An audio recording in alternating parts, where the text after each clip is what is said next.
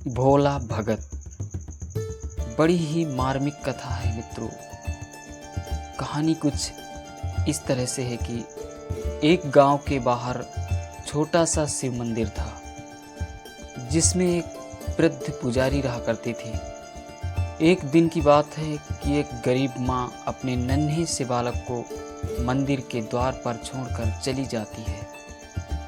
बहुत खोजने पर भी पुजारी जी को बालक के परिवार का कुछ भी पता न चल सका, और जब गांव का भी कोई व्यक्ति उस बालक का लालन पालन करने को तैयार न हुआ, तो पुजारी जी ने भगवान शिव की इच्छा समझकर उसे अपने पास रख लिया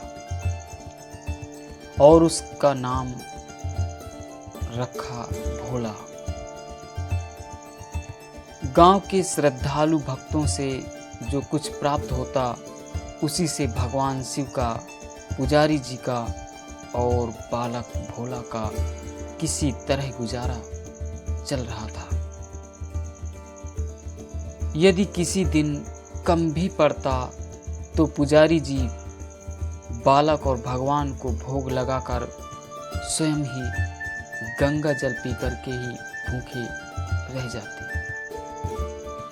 धीरे धीरे भोला बड़ा होने लगा और अब वह पुजारी जी के कामों में हाथ भी बटाने लगा था। वृद्ध पुजारी जी के थके हारे हाथों को कुछ आराम मिलने लगा था, इसलिए उन्होंने भोला को मंदिर की सफाई, भगवान शिव की पूजा, उनको भोग लगाने और उनकी आरती करने की विधि अच्छी प्रकार समझा दी थी। अब वे स्वयं भगवान शिव के नाम जप और संकीर्तन में समय व्यतीत करने लगे थे। एक दिन भगवान शिव के मंगलकारी नाम शिव शिव शिव का जप करते हुए उनके प्राण छूट जाते हैं। अब बालक भोला का इस संसार में सिवाय भगवान शिव के कोई और सहारा नहीं रहा। उसने पुजारी जी की ये 3 बातें कभी नहीं भूली। भगवान भोलेनाथ शिव शंकर को ताजी गर्म रसोई का ही भोग लगाना, भगवान को भोग लगाए बिना स्वयं कुछ भी नहीं खाना, और भगवान शिव पर विश्वास रखकर कभी भी किसी भी वस्तु का संग्रह न करना, बासी भोजन का भी नहीं। यदि कोई भक्त पहले से बना भोजन या मिठाई मंदिर में दे जाता, तो बालक भोला उसे गरीबों में बांट देता था। वह ताजी रसोई बना करके ही भगवान को भोग लगाता और उसके बाद ही स्वयं प्रसाद ग्रहण करता था, और यदि बचता तो उसे बांट देता। यदि रसोई बनाने को सामग्री न होती तो भोले बाबा और भोला भगत दोनों ही गंगा जल पी करके रह जाते। एक बार बरसात का मौसम आया और 3-4 दिन तक मूसलाधार वर्षा होने से मंदिर में एक भी भक्त नहीं आ सका। भोला अपने भोले बाबा को गंगा जल का ही भोग लगाता और उसे ही पीकर स्वयं रह जाता। भोले बाबा बालक की भक्ति और सहन शक्ति की परीक्षा लेते रहे, किंतु आखिर में अपने भक्त बालक को भूख से तड़पते देख उनसे रहा नहीं गया। वे सेठ के नौकर का रूप धारण करके हाथ में भोजन सामग्री की पोटली लेकर वर्षा में भीगते हुए मंदिर के द्वार पर जा पहुंचे। उन्होंने आवाज लगाकर भोला को बुलाया और उसके हाथ में पोटली देते हुए बोले, सेठ जी ने यह सीधा कच्चा राशन भेजा है, इससे रसोई बनाओ, भोग लगाओ और स्वयं भी प्रसाद पाओ। मैं कल फिर आऊँगा। भोला भगत ने आशीर्वाद देकर उसे विदा किया और सूखी गीली लकड़ियों के धुएं में गर्म रसोई बनाकर भोले बाबा को भोग लगाया।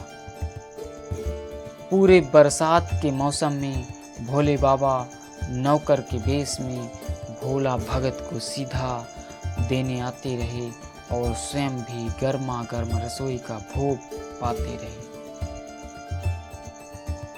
एक दिन भोला भगत ने सोचा कि सेठ जी को सीधा भेजते हुए 4 महीने हो चले हैं, किंतु वे स्वयं कभी मंदिर में भोले बाबा का प्रसाद ग्रहण करने के लिए नहीं आए। अगले ही दिन जब भोले बाबा नौकर के वेश में सीधा की पोटली देने आए तो भोला भगत उनसे बोला, भाई, तुम्हारे इतने धर्मात्मा सेठ जी कभी स्वयं मंदिर में प्रसाद लेने नहीं आए। इस कारण मेरा हृदय अत्यंत दुखी हो रहा है। अपने सेठ जी से कहना कि कल वे भी मंदिर में प्रसाद ग्रहण करने अवश्य आएं।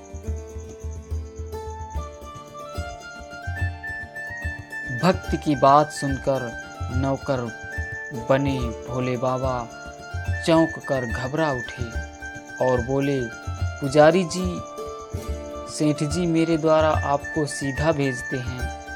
आप इससे भगवान को भी भोग लगा लेते हैं और स्वयं भी प्रसाद पाते हैं। फिर सेठ जी को बीच में बुलाने की क्या ज़रूरत है?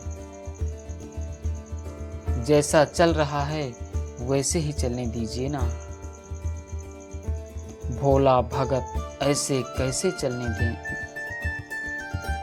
आपके धर्मात्मा सेठ जी इतने दिनों से सीधा भेज रहे हैं, क्या मैं उन्हें भगवान का प्रसाद देने का अपना कर्तव्य भी पूरा नहीं करूं? मैं किसी का उधार खाने वाला नहीं हूं।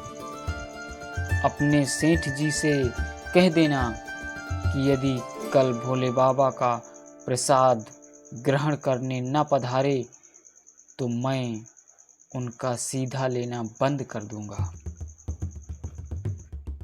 नौकर बने भोले बाबा तो अपने भोले भगत की अकड़ देखकर कांप उठे और यह सोचकर मन ही मन हंसे कि वाह, आज तो लेने वाला ही देने वाले पर धौंस दिखा रहा है। लेकिन सरल हृदय भक्त के मनोभाव पर रीझ कर वे बोले, ठीक है पुजारी जी, कल सेठ जी मंदिर में प्रसाद ग्रहण करने जरूर पधारेंगे। दूसरे ही दिन बड़े सवेरे ही भोले बाबा नौकर के वेश में दूध और बहुत सारी भोजन सामग्री लेकर मंदिर पहुंच जाते हैं और भोला चौंकते हुए बोला, भाई, आज इतना सारा सीधा किस लिए लाए हो? नौकर बने भोले बाबा बोले, पुजारी जी, भूल गए क्या? आज आपने सेठ जी को प्रसाद के लिए बुलाया है, इसीलिए आप छक कर रसोई बनाइए और भोले बाबा को भोग लगाइए। हाँ, यह तो बता दीजिए कि सेठ जी किस समय पधारेंगे। भोला ने प्रसन्न होकर उन्हें सेठ जी के आने का समय बता दिया और भोला भक्त की इच्छा पूर्ण करने के लिए भोला बाबा कैलाश पर सेठ का रूप धारण करने लगे। इधर अपने स्वामी को एक प्यारे भक्त के यहाँ जिमने जाने का समाचार सुनकर ममतामयी अन्नपूर्णा माँ पार्वती भी भला कैसे सी पीछे रहती। वे भी पति की आज्ञा लेकर सेठानी का रूप धारण करने में जुट गईं। भोले बाबा ने अपने गले में मुंडों की माला जो पहनी हुई थी उसे उतार कर रख दी और शरीर पर लगी भस्म, कमर पर पहना हुआ बाघांबर और बाहों और कानों में पहने सांपों के हार भी उतार कर रख दिए। उन्होंने एक मखमल का सुंदर कुर्ता धारण कर लिया, अपनी जटाएं सीधी कर गंगा और चंद्रमा को उसमें छिपा लिया और ऊपर से एक सुंदर रंग बिरंगी पगड़ी पहन ली। सदैव नंगे पैर विचरण करने वाले भगवान शिव ने आज अपने पैरों में रेशमी जूतियां धारण कर ली। हाथ का त्रिशूल और डमरू भोले बाबा ने नंदी के हाथ में थमा दिया और अपने हाथ में एक सुंदर छड़ी लेकर पार्वती जी के तैयार होने की प्रतीक्षा करने लगते हैं और कैलाश पर चहलकदमी करने लगे। पार्वती जी घंटों से मेकअप करने में जुटी हुई थीं। उन्होंने आज अपने पतिदेव के नगर में बनी सुंदर बनारसी साड़ी निकाल कर पहनी, जिसका रंग सेठ बने शिवजी के कुर्ते से मैच कर रहा था। उन्होंने सोने चांदी हीरे के जगमगाते हुए आभूषण धारण कर लिए, पैरों में सुंदर सैंडल पहन लिए और बगल में एक सुंदर सा पर्स दबा लिया और भोले बाबा के बार बार आवाज लगाने के बाद श्रृंगार कक्ष से बाहर निकलकर आती हैं। जब पार्वती जी और शिव जी ने एक दूसरे को सेठ सेठानी के वेश में देखा तो वे चकित होकर एक दूसरे को निहारते ही रह गए। दोनों एक दूसरे को देखकर निहाल हुए जा रहे थे। इससे पहले उन्होंने कभी एक दूसरे का ऐसा सुंदर रूप देखा ही नहीं था। जब भगवान गौरी शंकर सेठानी सेठ का रूप धारण धरकर कैलाश से अपने भक्त के यहाँ दावत उड़ाने चले तो गणेश, कार्तिकेय, नंदी, ऋषि, मुनि, देवता, देवांगनाएं भी उन्हें देखकर ठगे से रह गए। सेठ बने शिवजी अपने हाथ में ली हुई छड़ी को अदा से घुमाते हुए पृथ्वी पर टेकते हुए चल रहे थे और उनके पीछे पीछे बगल में पर्स दबाए हुए अपनी सैंडल के टक टक और पायलों से छन छन की मधुर ध्वनि करती हुई माँ पार्वती सेठानी बनी हुई चल रही थी। भोला भगत आज सुबह से ही सेठ जी के स्वागत में भली भांति के पकवान बनाने में जुटा हुआ था। अपने भोले बाबा का भोग तो वह चलते फिरते बना लेता था, किंतु आज उसे कई महीने से भगवान को भोग लगाने के लिए सीधा भेजने वाले सेठ जी को भगवत प्रसाद देना था। अतः आज उसने अपनी सारी पाक कला झोंक डाली।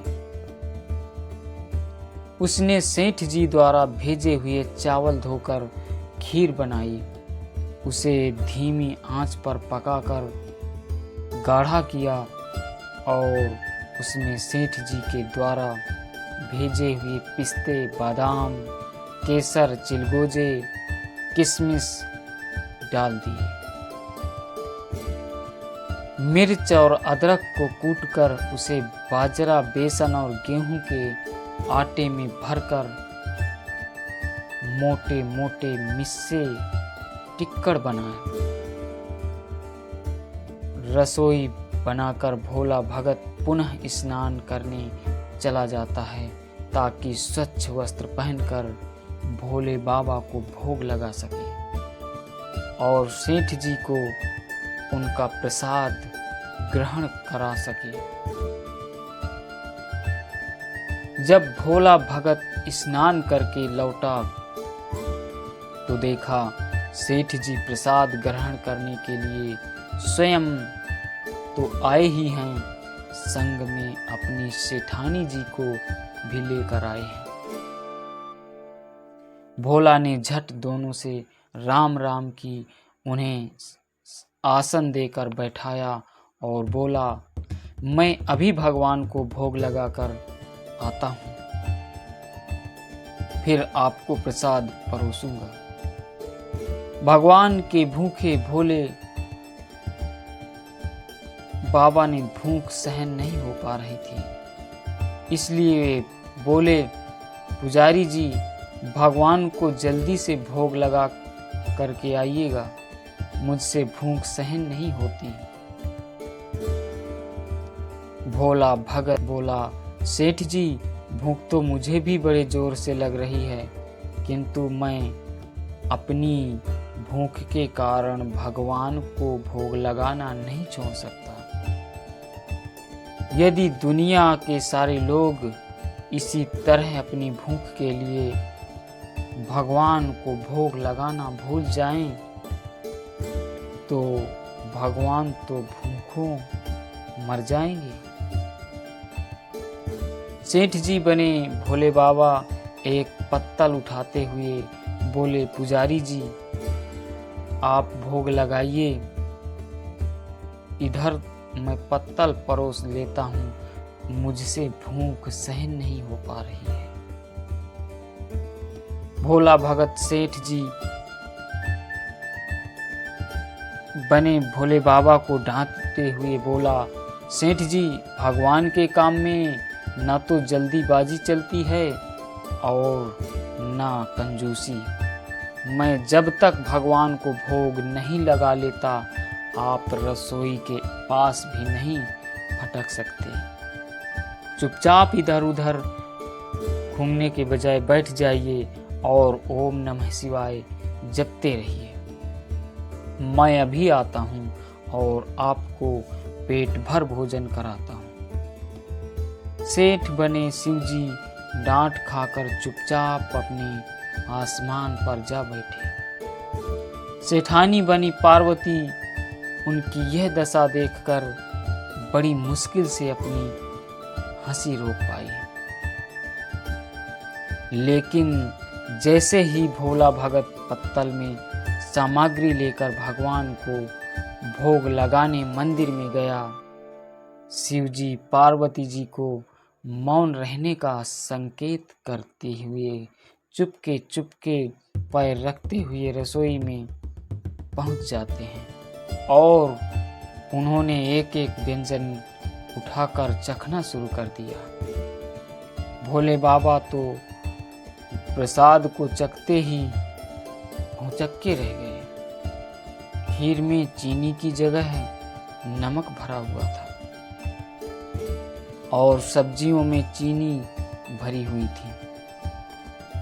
जैसे ही भोले बाबा ने रोटी का एक ग्रास तोड़कर मुंह में दिया, वे सी सी करने लगे, क्योंकि रोटी में मिर्च ही मिर्च भरी थी। वे सी सी करते हुए उल्टे पैर भाग आए और अपने आसन पर जा बैठे। माँ पार्वती अपने स्वामी की यह हालत देखकर खिलखिला करके हंस पड़ती हैं। इससे पहले कि भोले बाबा पार्वती जी के सामने कुछ सफाई दे पाते, थोड़ा सा भोला भगत ओम नमः शिवाय मंत्र का जप करते हुए आ पहुंचता है। उसने भोग को रसोई में मिलाकर उसे पवित्र बना दिया और फिर सेठ जी के सामने पत्तल परोसकर हाथ जोड़कर बोला, सेठ जी, अब आप जी भर कर के प्रसाद पाइए। भोले बाबा को तो अभी अभी भक्त की भक्ति से भी जोरदार उसके हाथ की बनी हुई रसोई चख चुके थे, अतः उसे जीमने की बात सुनकर उनके पसीने पसीने छूटने लगे। कभी वे भोला का तो कभी पार्वती का मुख देखने लगते। भोला को सेठ जी की ढील बर्दाश्त नहीं हुई और बोला, सेठ जी, अब क्या हो गया आपको? अभी अभी तो इतनी उतावली मचा रहे थे, अब क्यों नहीं जीमते? आप जीमोगे तभी तो माताजी भी प्रसाद ग्रहण करेंगी और फिर मैं भी प्रसाद पाऊंगा। भोला की ललकार सुनकर भोले बाबा ने चुपचाप खीर का कुल्हड़ उठाया और सारी नमकीन खीर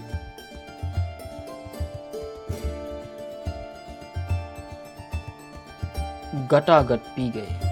कुल्हड़ खाली होने की देर थी कि भोला ने उसे झट से भर दिया।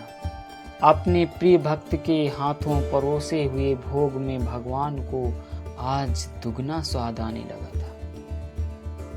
भोला परोसता गया और भोले बाबा पीते गए।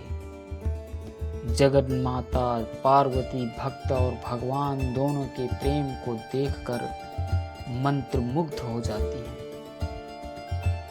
और जब सारी रसोई समाप्त हो जाती है तो भगवान ने एक जोर की डकार ली।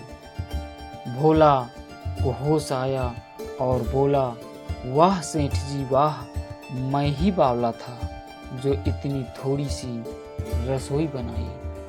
मुझे पता होता कि आपको प्रसाद ग्रहण करने का इतना शौक है तो और भी ज्यादा रसोई बनाते। भोले बाबा अपने पेट पर हाथ फेरते हुए सेठानी बनी पार्वती जी की ओर मुस्कुराकर देखते हुए बोले, पुजारी जी, मैं इतना रोज कहाँ खाता हूँ, किंतु आज प्रसाद इतना स्वादिष्ट बना था कि अपने पर वश ही नहीं रहा और खाता ही चला गया। किंतु तभी भोला भक्त रुआंसा होकर बोला, सेठ जी, वह तो आपने ठीक किया, लेकिन माता जी तो भूखी रही। ममतामयी पार्वती माँ से भोला का रुआंसा मुख देखा नहीं गया। उन्होंने बची हुई खीर की 4 बूंदें अपने कंठ में टपका ली। भोले बाबा द्वारा भोग लगाने से प्रसाद में अद्भुत अलौकिक स्वाद भर जाता है। ऐसी सुगंधित और मीठी खीर चखकर जगत जननी कंठ तक तृप्त हो गई थी और उनके तृप्त होते ही सृष्टि का प्रत्येक प्राणी तृप्त हो गया था। भोला भगत बोला, सेठ जी, आपने और माताजी ने प्रसाद ग्रहण कर लिया है, इससे मुझे अत्यंत संतोष हुआ है। समझ लीजिए कि आप दोनों द्वारा प्रसाद ग्रहण करने से मेरा भी पेट भर गया। मेरी तो वैसे भी महीने में 4 एकादशी हो जाती हैं, किंतु मैं भी एक दाना ले ही लेता हूँ, जिससे वे भोले बाबा के प्रसाद का अनादर न करें।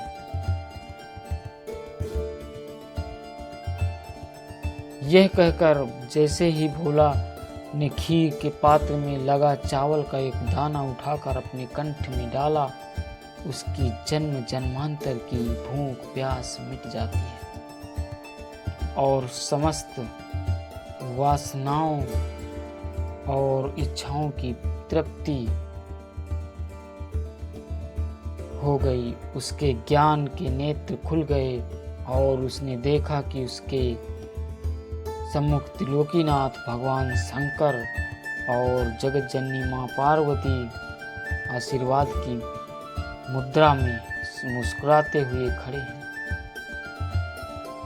भोला दौड़कर उनके चरणों में लौट जाता है, लौटता गया और लौटता गया, उन्हीं में समा जाता है।